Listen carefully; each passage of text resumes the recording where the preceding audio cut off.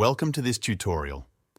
In this video, I'll show you 3 easy ways to delete blank pages in Microsoft Word. If you check the bottom of the screen, you'll see that my document currently has 6 pages. Sometimes an extra blank page appears when working on a document, and it can be frustrating to remove. I'll demonstrate 3 different ways to get rid of it quickly and easily. The first method is straightforward. Navigate to the blank page you want to remove.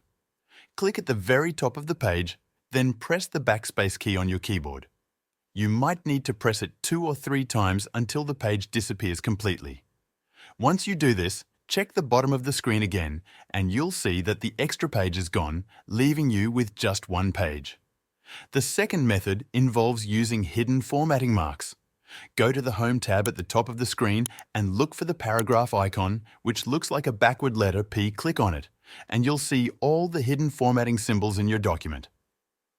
Find the page break section, click on it to highlight it, and then press the Delete key.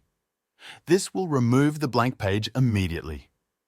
If you want to hide the formatting marks again, simply click on the paragraph icon once more.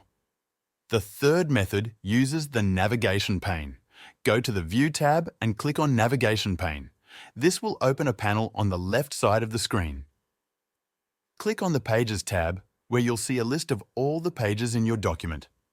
Select the blank page, then press the Backspace key to delete it. These 3 methods will help you remove unwanted blank pages in Microsoft Word quickly and efficiently.